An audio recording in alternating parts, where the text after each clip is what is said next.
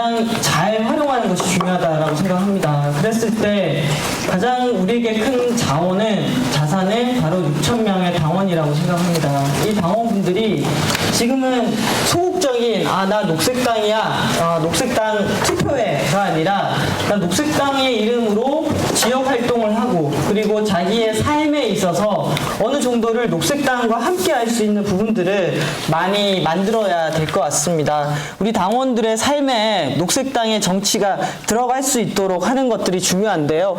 그렇게 하기 위해서는 당이 지금 어떤 상황인지에 대해서 당원들에게 정보가 가야 된다고 생각합니다. 우리의 한 달 당비가 얼마인지, 그 돈으로 얼마나 힘겹게 살아가고 있는지, 이걸 전 당원이 한 명씩만 데리고 와줘서 1만 당원만 내도 녹색당이 한국 정치에서 할 수 있는 일들이 얼마나 많은지에 대해서 우리 이런 것들을 꾸준히 알려가는 상황들을 만들어 보도록 하겠습니다. 그래서 정당 조직이라면은 지역의 현안에 대해서 그리고 한국 사회가 처한 현안에 대해서 발로 뛰는 모습을 보여줘야 한다고 생각합니다. 예를 들면 고리 1호기 폐쇄를 위해서 삼척에 신규 원전이 들어서지 않도록 하는 일, 그리고 삼평리 송전탑 반대를 위해서 우리 대구 녹색당, 대구 경북 녹색당 당원들이 정말 헌신하는 것처럼, 그래서 그것이 녹색당의 성과가 될 수 있도록 이런 일들이 필요한 것 같고요. 천안이나 그리고 부산에서 계속하고 있는 정당 연설회, 은평에서 하고 있는 대한의회, 이런 모델들을 지역에서 하게 하고 그게 회자되도록 하는 것들이 정말 중요한 것 같습니다. 그래서 활동하는 녹색 당원들을 만들기 위해서는 아무래도 발로 많이 뛰어야 될 것 같습니다. 운영위원장이 되면 당원 모임이라든지 이런 데 참여해서 어떤 분들이 좀 더 시간을 내서 우리 당에 함께 해줄 수 있는지 마음을 내실 수 있도록 설득하고 함께하는 시간들을 가졌으면 좋겠습니다. 그리고 우리에게 필요한 건 또 확신인 것 같습니다. 다들 녹색당 정당으로 성장할까 안 할까 그렇게 바깥에서 관망하고 계신 분들이 있습니다. 왜 이분이 녹색당이 아니지? 라고 하면은 당연히 녹색당이 되어야 될 분들이 아직 테두리 바깥에 있는 분들이 있습니다. 이분들을 최대한 끌어와서 녹색당과 함께 할 수 있도록 만들어야 된다라고 생각합니다. 2016년 선거 정말 중요한데요. 이 부분도 마찬가지인 것 같아요. 저 2번의 선거를 뛰었지만 너무나 힘든 시간이었습니다. 우리가 경험과 준비, 예산 많이 부족했습니다. 어떨 때는 자괴감도 들었습니다. 이게 정령 정당의 선거란 말인가 라는 생각도 들었습니다. 예.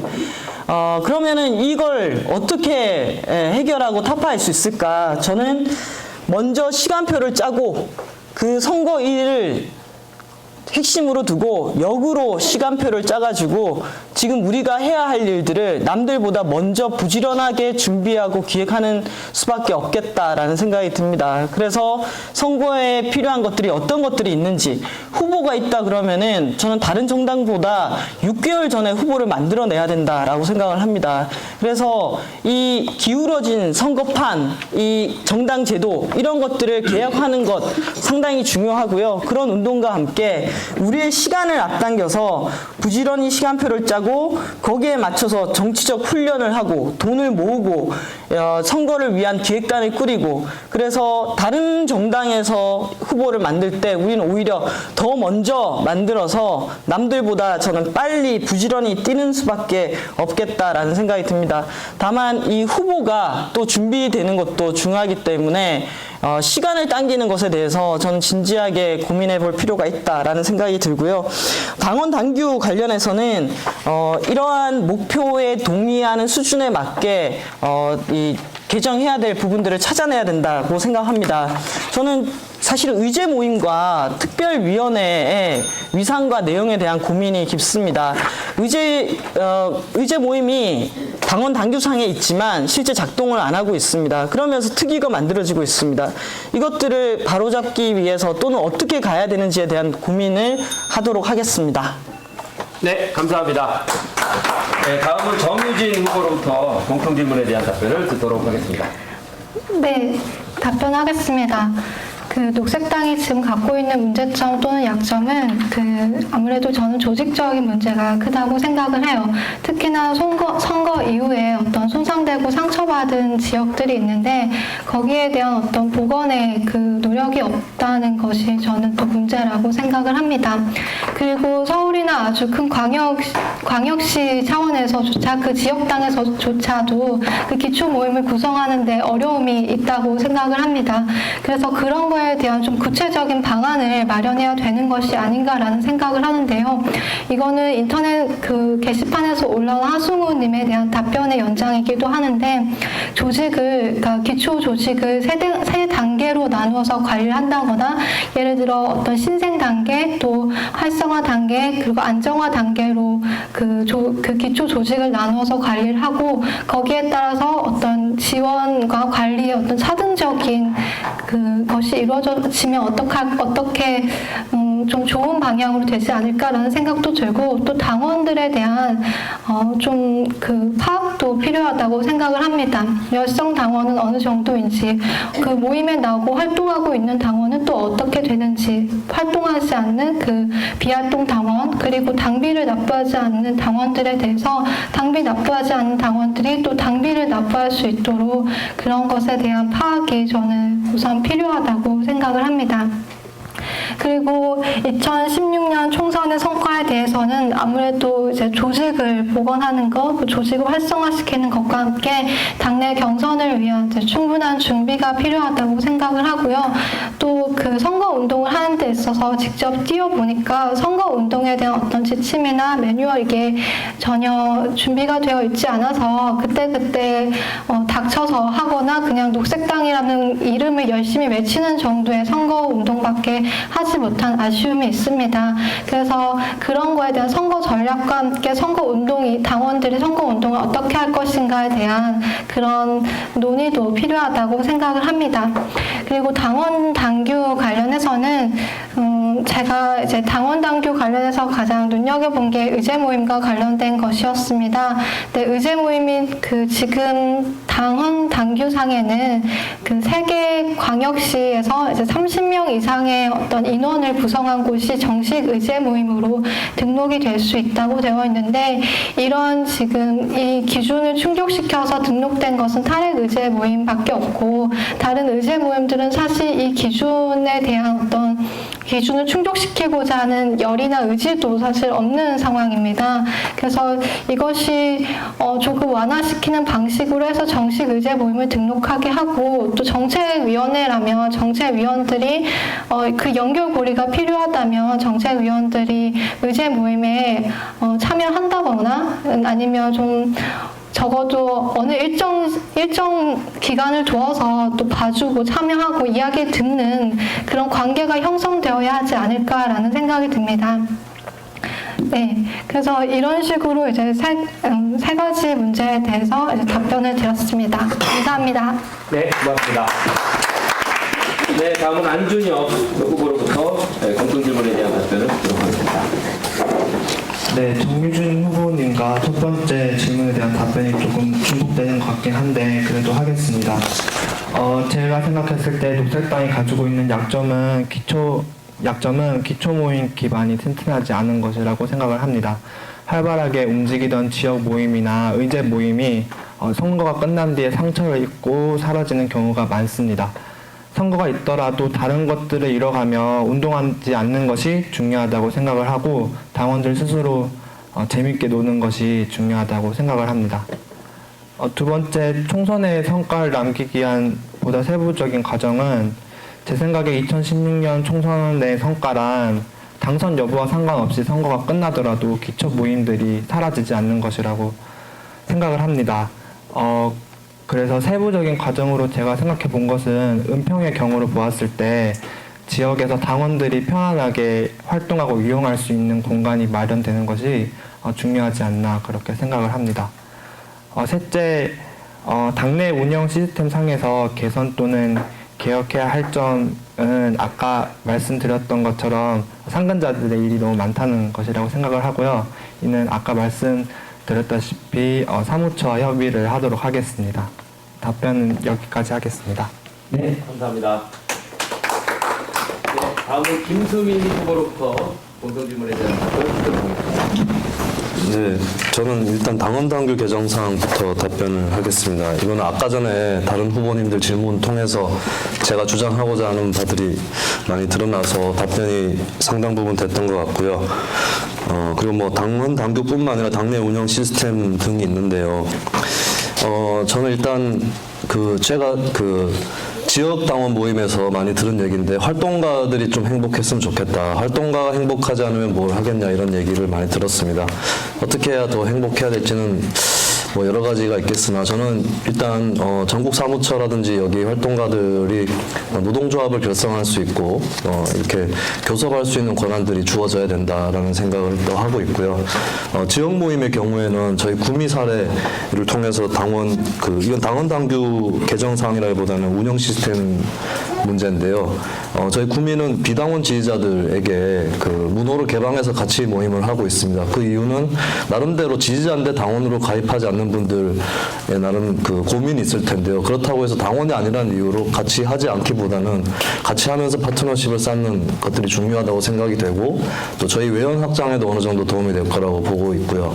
그리고 지역의 어떤 고유한 사업을 하는 데 있어서 꼭 당원 모임, 당의 하부 조직으로서의 정체성 말고도 지역에서 나름대로 또 독자적으로 자율적으로 활동할 수 있는 그런 좀 시스템이 이렇게 전파되고 공유됐으면 좋겠다는 생각이 있습니다. 나머지는 아까 뭐 공동대표로 직함을 바꾼다거나 이런 것들은 이제 아까 전에 말씀드렸던 내용이고요.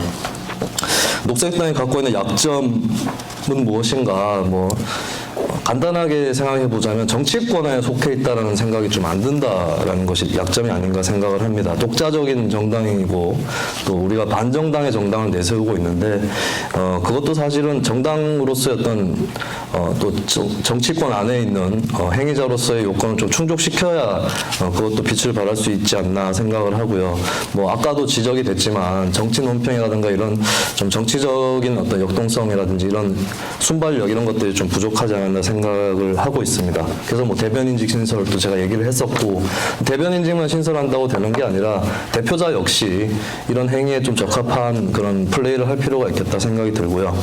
저는 조금 자신이 있는 게 작은 모범 사례가 어떤 단위에서 있었던 일이지만 이를테면 뭐 언론 검색에 녹색당 김수민, 구미 김수민 의원 이렇게 검색해보면 좀 많이 나옵니다. 그래서 이걸 더 전국적으로 잘 해보겠다 이렇게 말씀드리겠고요. 또 제가 안티조선 운동이나 언론개혁 운동 통해서 사회운동을 시작한 경험이 있기 때문에 언론을 다루는 작업이라든가 이런 것들은 좀 나름대로 말로 표현할 수 없을 정도로 몸에 그냥 배어 있지 않나 이런 생각을 하고 있습니다. 2016년 총선 준비에 대해서는 제가 총선 학교를 개설하겠다 공약을 했었고요. 일단은 아무 제약 조건 따지지 않고 돈 문제라든지 개인적인 조건 따지지 않고 일단 나가 볼 수 있을 것 같다라고 하는 당원부터 운영위원장 선거 끝나자마자 바로 모집에 들어가겠습니다. 그렇게 해서 우리가 현실적으로 낼 수 있는 후보와 계속 견주어보는 작업들을 실시간으로 거의 할 수 있어야 된다고 생각을 하고요. 근데 후보자 말고도 평당원들의 어떤 선거 때 행동들도 되게 중요하거든요. 그래서 이런 부분도 총선학교에서 소화할 수 있었으면 좋겠고요. 일당백으로 SNS라든가 이런 것들을 활용해야 되니까요. 뭐 녹색 방통대 이런 거 만들어서 총선학교에 참여 못하는 분들은 집에서 동영상이나 라디오 들으면서 선거 학습을 할 수 있도록 그런 준비도 하겠습니다. 정책적으로 준비해야 될 분야들도 있는데요. 저는 기본소득 얘기 나오는 얘기도 나름대로 크게 뭔가 강하게 때려주고 싶어서 나오는 얘기라고 생각을 합니다. 근데 그런 어떤 하나의 정책뿐만 아니라 큰 슬로건이 대단히 중요하다고 생각을 하고 저는 최근에 어떤 노동운동가께서 말씀하신 경제자연화라는 개념을 좀 유념해 보고 있어요. 그분이 얘기하시는 경제자연화는 물론 우리가 지향하는 녹색 경제, 자연적인 경제 부분뿐만 아니라 그러니까 돈이 한 곳에 고여있다. 그러니까 4대 강으로 치면 볼을 쌓아뒀듯이 부유층이라든지 상류층에 고여있는 이런 현실에 대한 그러니까 경제 민주화라든지 여당에서 얘기하는 경제 활성화를 넘어선 뭐 그런 개념인 것 같아요.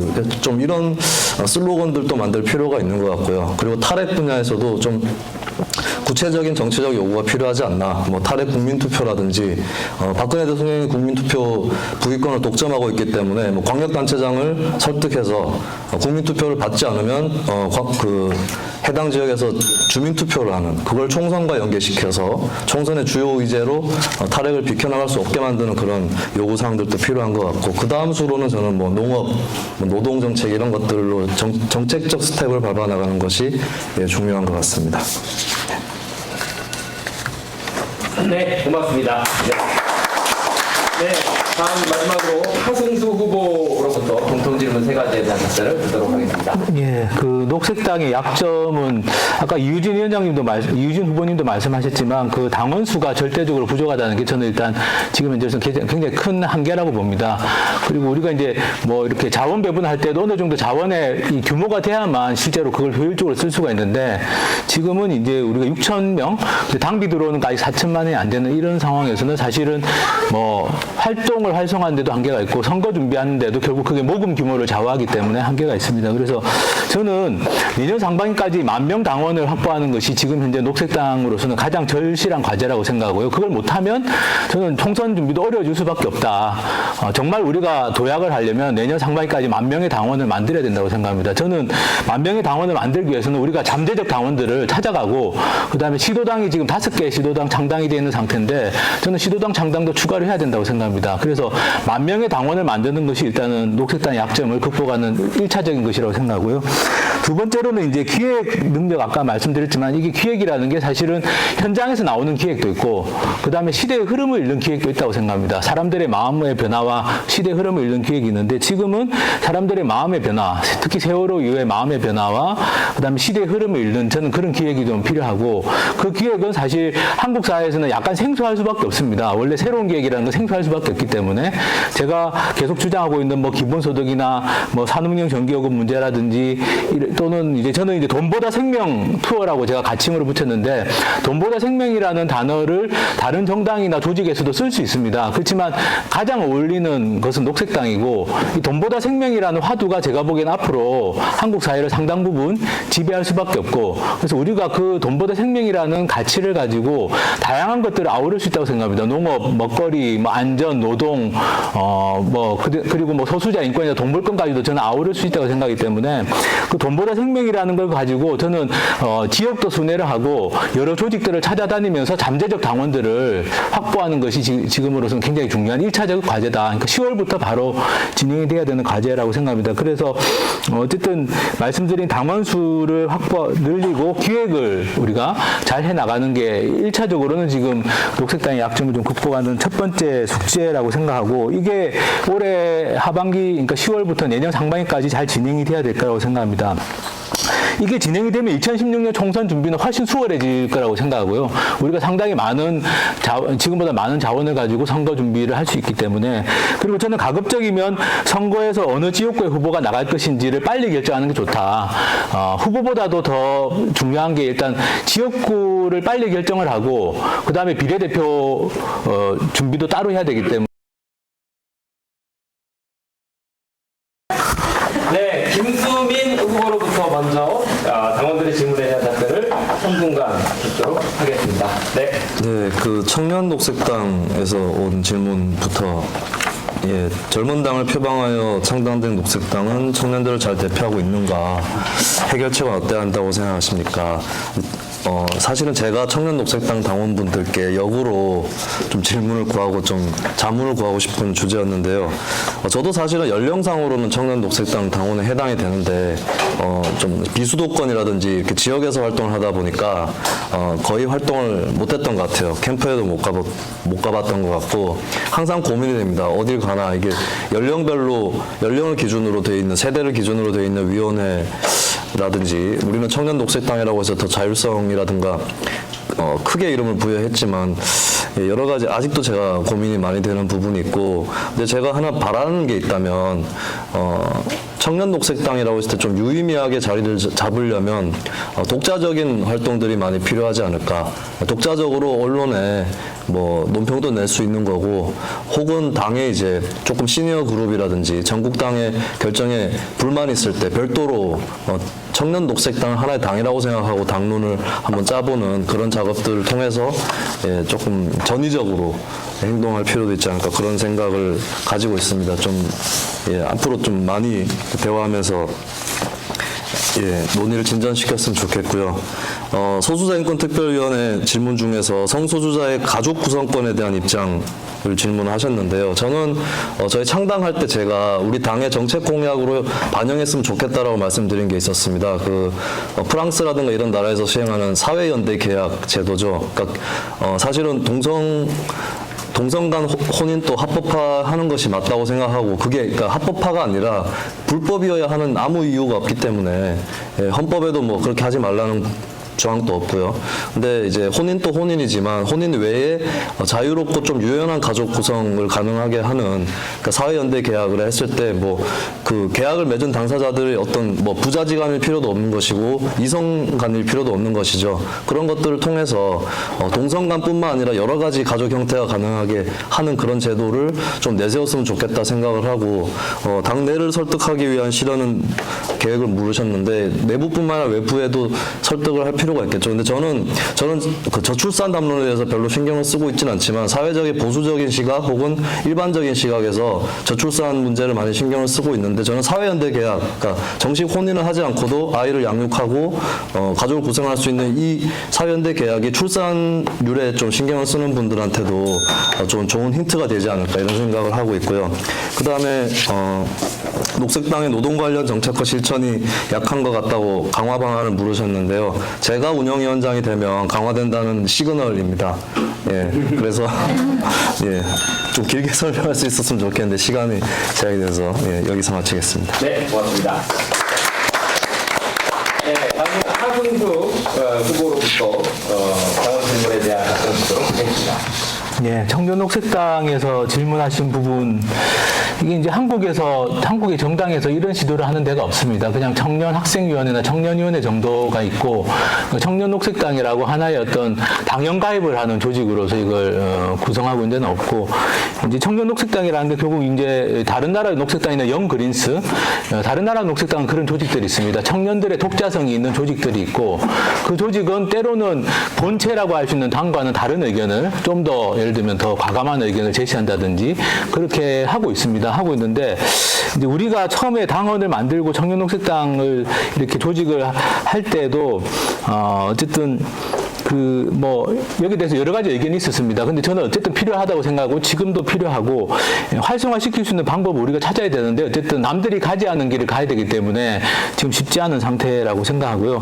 지금 이제 할 수 있는 거는 어쨌든 저는 청년녹색당이 움직일 수 있도록 최대한 녹색당 안에서 필요한 지원들을 좀 해줘야 될 거라고 생각합니다. 그게 돈이 됐든 사람이 됐든 어떤 식으로든 이 청년녹색당이 움직일 수 있도록 기본적인 지원을 좀 하고 그다음 지역의 당원들 중에 청년 당원들이 청년 모임 같은 걸 이제 시작하려고 하는 데들이 있습니다. 저는 그런 것들을 잘 연결하고 대학 모임 같은 걸 잘 연결해서 어쨌든 한국에 맞는 청년녹색당의 모습들을 우리가 그려나가야 되지 않겠나라는 생각을 합니다.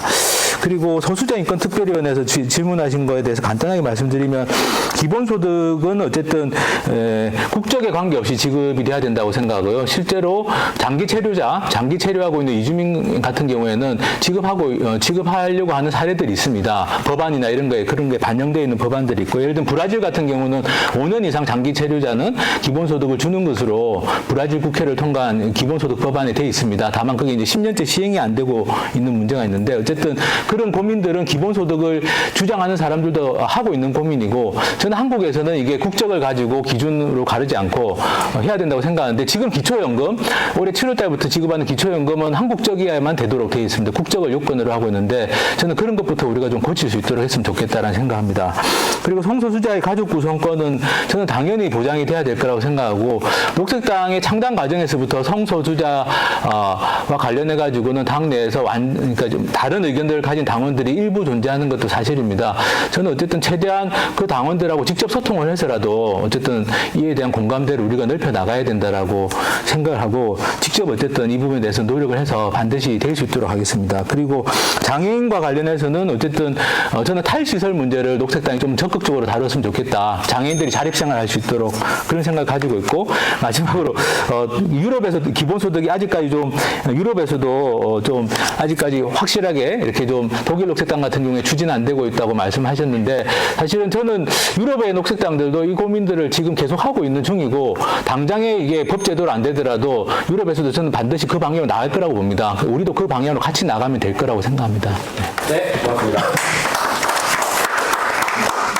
네, 다음은 안준혁 후보로부터 당원 질문에 대한 답변 듣도록 하겠습니다. 저는 성소수자에 대한 질문부터 먼저 하도록 하겠습니다. 성소수자의 가족 구성권에 대해서 어떤 입장을 가지고 있으며 이를 당내에서 설득하고 실현하기 위한 계획은 무엇입니까? 라고 질문을 하셨는데 지금 녹색당 강령에 보면 성소수자의 인권은 보호하고 존중한다고 되어 있습니다. 그렇지만 당원들 중에서 일부 분들께서 성소수자에 대한 편견이나 안 좋은 인식들이 있는 것으로 알고 있는데요. 성소수자의 가족 구성권은 당연히 보장받아야 하는 권리이고, 그리고 강령에 나와 있다는 것은 녹색당에 처음 들어오실 때 기본적으로 바탕에 동의를 하셨다고 저는 생각을 합니다. 다르게 봤을 때 녹색당에서 당원들에게 강령에 대한 교육을 많이 못했다고 저는 생각을 하고, 그래서 강령이나 당원, 당규를 많이 알리는 작업들을 했으면 좋겠습니다. 그 다음에 청년 녹색당의 질문인데요. 젊은 당을 표방하며 창당된 녹색당은 실제로 청년들을 잘 대표하고 있다고 보십니까? 그렇지 않다면 해결책은 어때야 한다고 생각하십니까? 라고 질문을 하셨는데 녹색당은 다른 당들과 다르게 청년 녹색당이고 다른 당은 청년학생위원회잖아요. 그리고 또 청년 녹색당은 당연 가입인데 저는 이런 것들이 특별한지는 알겠지만 그게 특색이 있는지는 잘 모르겠습니다. 이런 당연 가입이라든지 아니면 왜 우리는 청년학생위원회가 아니고 청년 녹색당이어야 하는가 이런 것들에 대한 기본적인 토론이나 당원들끼리 합의가 잘 안 돼 있다고 생각을 하고요. 그 다음에 청년 녹색당은 또 그 밑에 질문은 1,400여 명의 청년 당원과 4명의 전국 운영위원 등 큰 대표성을 지닌 데 비해 당내 당회에서의 역할은 제외되거나 애매한 점이 있습니다. 청년 녹색당이 전체 녹색당 내에서 어떤 위치에 있다고 보시는지, 이후 어떻게 함께 활동을 해나가기를 원하십니까? 라고 질문을 주셨는데 제 생각에는 가만히 놔두는 게 제일 좋은 것 같아요. 제가 청년 녹색당에서 활동을 할 때는 여러 가지가 있지만 전국당에서도 협조를 잘 안 해주는 것 같고 우리끼리도 잘 안 되는 것 같고 그랬지만 지금 얼마 전에 그 고려대 청년 녹색당 모임이 총회를 열었거든요. 그런 것을 보면서 그냥 나는 이제 다른 사람들에 대한 이런저런 불만이 있었지만 저기서 활동하시는 청년 당원분들은 저렇게도 잘 하는구나 라는 생각이 들어서 그렇게 생각을 하고 지금 1,400여 명이 있는데 이것은 너무 관리하기 너무 많은 당원이라 생각하고 연령을 낮춘다거나 35세에서 예를 들어서 30세로 낮춘다거나 아니면 청년 녹색당을 지역당으로 나누는 것이 하나의 방법이 될 수 있다고 생각합니다. 네, 고맙습니다. 네, 여성 후보 두 분으로부터 이제 당원 질문에 대해서 답변을 드릴 건데요. 먼저 정유진 후보님 부탁드리겠습니다. 네. 먼저 인터넷으로 게시된 질문 2가지하고 이제 저를 언급해서 이제 쓴 질문인데 그거 한 가지 이렇게 답변하도록 하겠습니다. 먼저 기본소득과 관련해서는 이번에 인터넷에 올라온 질문을 보고 참 날카로운 질문이라고 생각했습니다. 그리고 이게 지금의 어떤 기본소득 논의 방식이 갖고 있는 또 한계를 드러내 보여주고 있다고 생각을 하는데요. 그러니까 기본소득이라는 것의 관점을 국가가 가난하고 돈 없는 사람에게 돈을 일정 정도 시혜를 베푼다라는 관점으로 접근을 하면 반드시 국민이나 혹은 국가에 등록된 사람 위주로 기본소득은 설정될 수밖에 없다고 생각을 합니다. 또 거기에 있어서는 화폐만이 오로지 기본소득, 화폐로 지급되는 것만이 오로지 기본소득이라는 개념이 들어가 있는 것 같습니다. 그런데 우리가 기본소득을 과연 국가로부터 어떤 시혜를 받는 것이냐 이렇게 접근하지 말고 우리가 저 불불노동의 그 개념에서 기본소득을 접근하면 상당히 기본소득의 운동적인 그 측면이 부과될 수 있다고 생각을 합니다.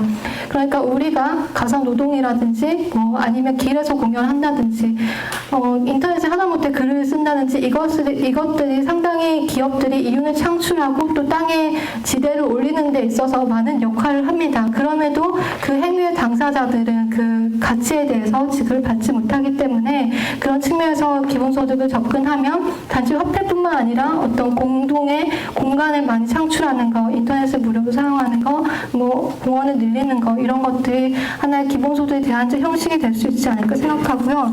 시간이 없어서 그 정유진 후보에게 제가 서울 녹색당에 있었을 때 그 위원장 활동할 당시의 회계 문제에 대해서 저한테 질문이 와서 답변하도록 하겠습니다. 그 당시에 이제 서울 녹색당의 상황이 창당 대회를 2번 해야 됐고 그 총선 1번 치러야 됐고 그 과정에서 사무처장이 2번 바뀌었고 남성위원장이 2번 사퇴를 했습니다. 이 과정은 상당히 조직적인 불안함이 있었는데 그 당시 남성위원장, 문제가 되는 남성위원장이 지속적으로 조직활동비의 어떤 무제한적인 사용을 요구하셔서 제가 계속적으로 갈등을 일으키다가 갈등을 서로 많이 그 부분에 있어서는 의견 대립을 했고 결국 제가 서울시당 운영위원회 때 그 조직활동비 인상권을 남성위원장만 한해서 인상권을 올렸는데 그것이 논의에 중단이 됐습니다. 그 다음에 회계 담당자, 그 사무처장이 그것을 다른 사무처장에게 넘기는 과정에서 저는 이것을 회계 담당자로 넘어갈 문제이지 위원장이 그것을 받아서는 안 된다라는 원칙하에 그것을 거부하였고요. 그리고 그 문제가 있고 나서 바로 창당대회를 열어야 됐고 그 문제가 다음 운영위원회로 넘어가게 되는 그런 복잡한 상황에 있었다는 것을 이제 설명드리겠습니다. 살게 하려고 했는데 감사합니다. 네. 네, 마지막으로 이유진 후보로부터 당원 질문에 대한 답변 듣도록 하겠습니다. 네, 청년 안 됩니까? 되나요? 잠깐 멈춰주세요. 나오긴 나오죠. 나옵니까? 됩니까? 되는 거죠? 예. 죄송합니다. 네, 시작해주세요. 청년 녹색당께서 질문을 왔는데요. 1,400명 당원, 4명의 전국 운영위원, 큰 대표성을 지닌 데 비해 당내 당회에서의 역할은 제한되거나 애매한 점이 있습니다. 라고 얘기를 하셨어요. 저는 어떤 부분이 제한되고 있는지, 어떤 부분이 애매한지에 대해서 청년 녹색당에서 질문을 해주셔야지 저도 여기에 대해서 답을 할 수 있지 않을까라는 생각이 듭니다.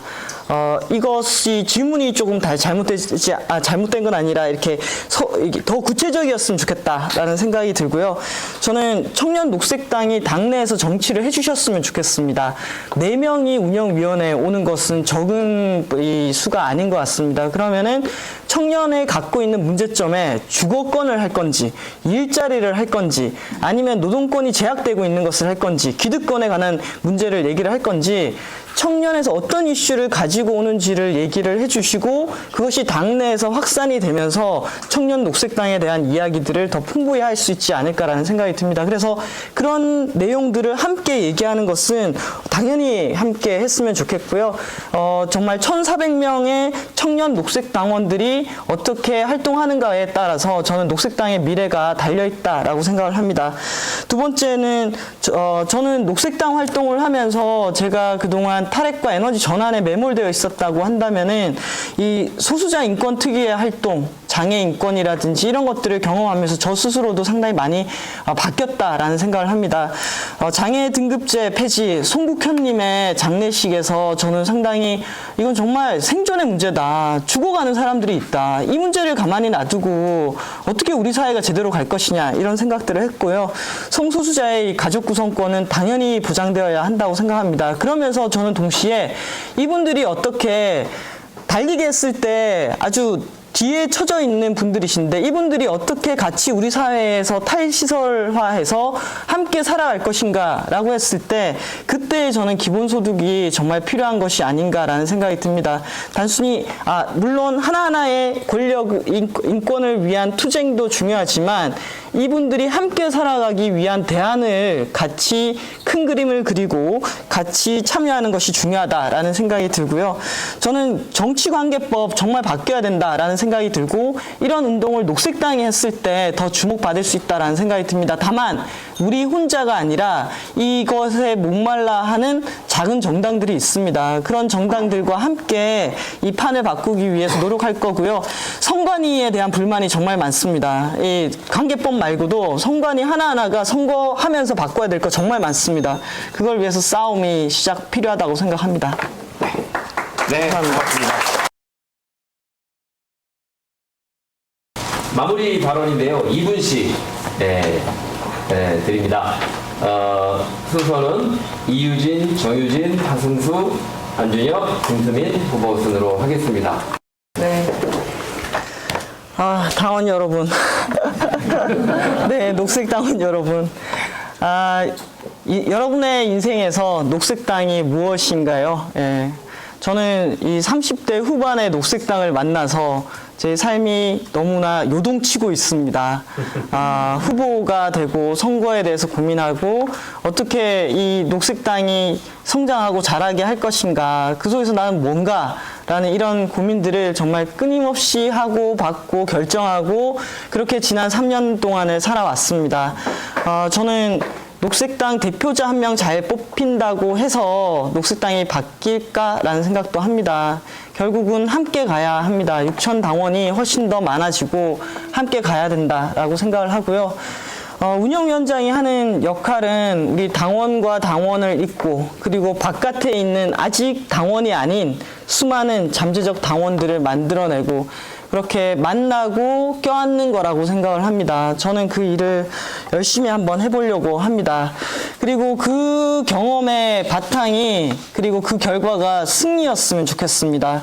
정말 2016년 총선에서는 승리의 경험을 반드시 한번 해보고 싶습니다. 그걸 뒤로 미루고 싶지 않습니다. 그렇게 하려면은 우리가 결집되어야 되고 집중해야 합니다. 제 삶의 많은 부분을 녹색당을 위해서 앞으로 내놓기로 하고 출마를 했습니다. 쉽지 않은 시간이었고 지금도 조금 떨리기도 합니다. 이렇게 하겠다고 하는 저의 손을 여러분께서도 같이 잡아주셔야 합니다. 행복하려면 녹색이라고 책 쓰셨잖아요. 그러면은 녹색당 활동을 하고 있는 우리도 행복한가? 저도 앞으로 2년 동안 녹색당을 위해서 활동하면서 정말 행복하고 싶습니다. 제가 지쳐서 쓰러지지 않도록 함께 해주셨으면 좋겠습니다. 감사합니다.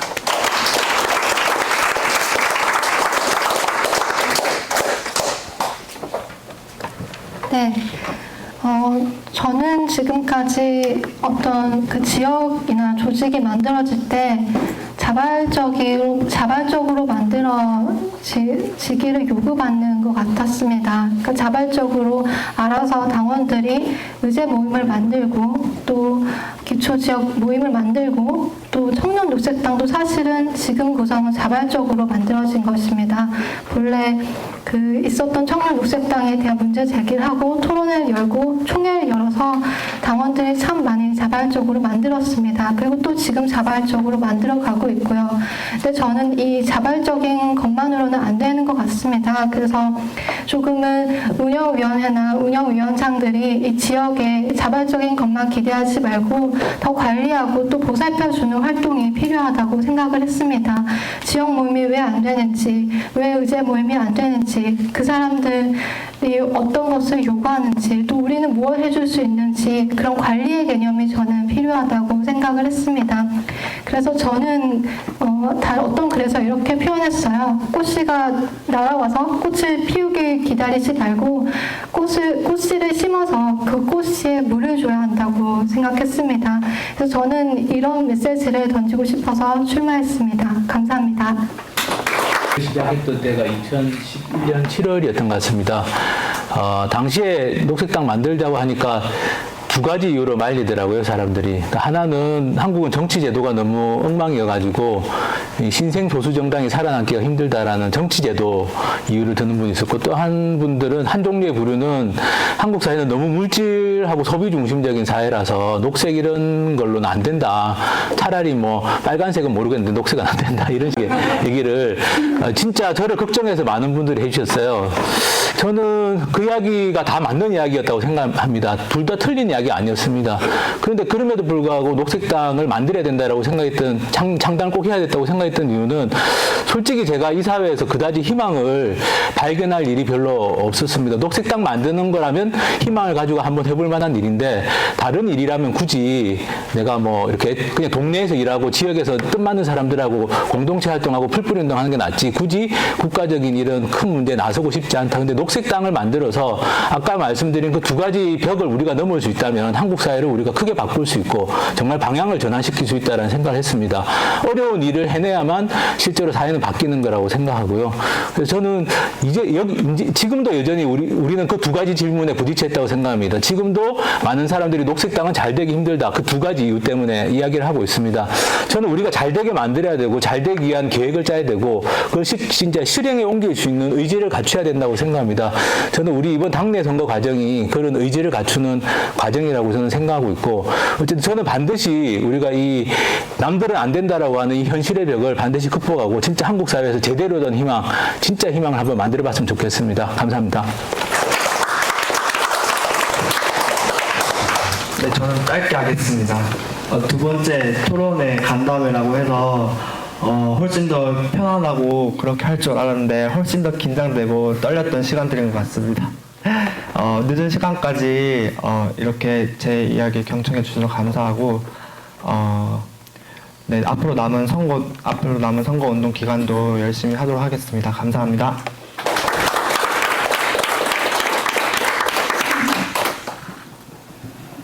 네, 우리 녹색당 당직 선거는 대외적으로 녹색당이 무엇을 선언하느냐, 선거 결과가 그 선언 내용이라고 생각을 합니다. 아까 전에 얘기하다가 끝난 거긴 한데 노동 정책이 강화될 것이다라는 시그널이 김수민 당선이다라는 얘기를 했었습니다.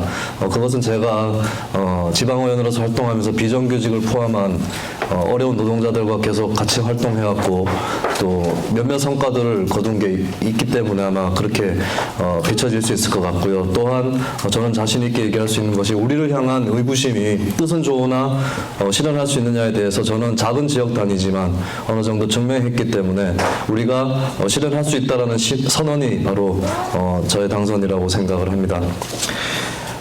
저는 우리 녹색당에 조금 불만이 있었던 것은 너무 점잖고 또 사람들이 상처받을까봐 이렇게 얘기를 치고 나가지 못하는 것들이었는데요. 이번 당직 선거를 통해서 조금 달라지고 있다고 생각이 듭니다. 다른 후보자분들도 저를 본받아서 이렇게 많이 치고 나가고 계신데요. 저는 이것을 확실하게 선언하고 보증하는 것은 대표자를 바꾸는 것이 아닌가 이런 생각도 하고 있습니다. 우리가 녹색당을 창당한 것은 기존에 있는 정치인들을 바꾸기 위해서 창당한 게 아니라 우리가 스스로 새 사람으로서 등장해서 정치판을 갈아엎겠다라는 각오를 갖고 있었기 때문에 이것은 조금 냉정하지만 당내 정치에서도 비슷한 이치가 적용되는 거 아닌가라는 생각이 들고요. 하지만 우리는 절대로 우리의 동료와 또 갈아엎고 이런 형식이 아니라 순환하는, 지역에서 활동한 사람은 전국당에서 또 활동하고 전국당에서 활동하셨던 분은 또 지역으로 또 활동하시는 이런 선례를 만들 수 있다고 생각을 하고요. 이것은 이제 순환하는 우리의 또 자연스러운 정치가 아닌가 그런 생각을 하고 있습니다. 2년 뒤에는 제2의 김수민 이 자리에 또 서게 될 것이고, 저는 그때 좋은 마음으로 다시 지역으로 돌아갈 수 있었으면 좋겠습니다. 감사합니다.